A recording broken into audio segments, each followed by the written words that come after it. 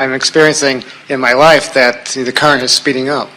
And I'm looking forward to it, and yet I also feel as I have nervousness about it, or anxiety about it. Okay, if I let go of the paddles and just let it take me, it's moving in the direction that I want it to move, but it's speeding up, it's getting faster. But here's the thing, because everything's relative. Imagine an airplane high in the sky, 50,000 feet up there, and going 600, 700 miles an hour, and you're looking out the window, and everything's just, the landscape's going by, and all is well. Put that same aircraft on the ground at that speed, and it would be a white-knuckle flight for sure. Because in the air, there's little resistance, and on the ground, there's a lot of resistance. And so, from your place of resistance, you're speculating a fast-moving stream, and we're saying, from your place of resistance, a fast-moving stream is going to be a little hard to deal with. But when you turn and go downstream, and turn and go downstream, and turn and go downstream, now you're going with the flow, and now you're having a lovely ride. In other words, everything's relative. When Jerry and Esther look at what they are achieving, what they are accomplishing, and what they are personally dealing with on a day-to-day basis, they can't even wrap their thoughts around it in relationship to who they used to be and what they used to do. But they're up to speed with it. Jerry tells the story of the farmer that every day went down to the fence and picked his little calf up and lifted it over the fence. And he did it every day, and every day the calf got a little bigger, and every day he got a little stronger, until pretty soon he's lifting a great big bull up over the fence. And Jerry said that sort of feels a little bit like what we're doing, and we say it's not like that in the sense that you're lifting heavier and heavier things. It's like that in the sense that you're leveraging yourself in more efficient ways by utilizing the vibrations of the universe instead of bucking the current. When you get in sync with the energy, it takes very little action. But so many of you don't get in sync with the energy, and you use your words and your action, and you fight the current, and then you get tired and exhausted, and then you say, if it takes this much effort and this much energy to do this little bit, then it must be a whole lot more when it really gets rolling. And we say, no, when you're flowing with it, you don't even feel it. It feels like flying and soaring. It doesn't feel like working hard, you see. So many fairies of the universe come in concert to assist you in whatever you're wanting. So it's like doors are opening for you, and so much of the energy that you were expending in just getting by, you're no longer expending in that way. Jerry and Esther talk about this all the time, that they have the same 24 hours and the same willingness to apply a certain percentage of that to their life's work day after day, but the accomplishment is huge in comparison with what it used to be, even though they're not working any harder, they're not working any longer. In other words, they're applying themselves more deliberately, and they are leveraging themselves so much more effectively. But that's what we meant earlier when we said you can't assign how many hours in a day and how many dollars per hour. You can't come up with the kind of income that some people are earning. There are billionaires on your planet that you cannot sort it out in terms of hours and time and energy. There has to be something else that's involved in it, and what it is alignment with their own dreams, you see. So again, we're going to ask you to talk to us about dollars. Make it real. In other words, what kind of thing do you say about dollars as you move through the day? Not theoretical, not analytical, not analogies. Talk to us about the nitty-gritty of money in your life. Money comes and money goes. Money in and money out. Now, how does that feel? Money in and money out. Money in and money out. Are you saying money in and money out? Or are you saying money in and money out? How do you mean that? Pretty much I say money in, money out. It's like breathing. It comes and goes. That's been my experience. When I've needed it, it's there. It manifests. Now these are all downstream. Yeah, and I want to raise the bar. I would like to raise the bar in terms of quantity, of in and out both. I'm happy to spend it. I'm happy to receive it. Yes. And I'd like to play with it much more. Yeah. All right, now that was your first upstream comment. Okay. In other words, money in, money out, and I can see how it could expand, and how in the same way that this money comes and goes, that a little more money could come and go. I can feel that, but I would like a lot more money to come. Did you feel resistance in that at all, even a twinge of it?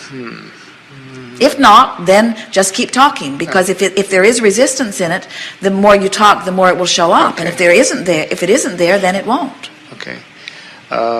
So what do you mean more money?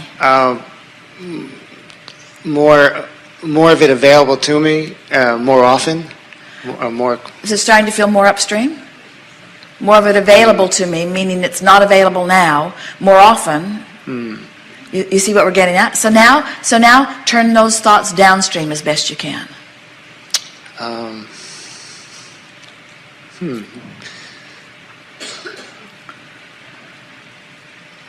All the money I need is always available to me at any moment. Keep talking. I've often had the experience of not knowing where it was going to come from, and there it was. Exactly. Money can come in surprising ways. That's And been the true. more relaxed I've been about it, the more easily it comes. And so I sort of get the idea of relaxing and allowing it to come. Absolutely. And I can feel that I have set some stuff into vibrational escrow, so I can feel that the call of money is stronger than it's ever been before. In fact, because it's stronger than it's ever been before, I'm feeling my resistance to it more. And so my willingness to say I have enough is not quite as willing, because I've been saying more and more I don't have as much as I want. Yes. And that's not a bad statement. That's a clarifying statement. I'm just recognizing that I'm wanting to let more in. And I know that my life has caused me to ask for more than I'm letting in. So I realize it's not about asking for more. I've already done that. It's about finding ways to let more of it in. And I've heard Abraham and others say that appreciation lets money in more than criticism. Yes. And so I am appreciative of the money that comes. Talk to us about how your money comes and how you feel about that. How my money comes now? It's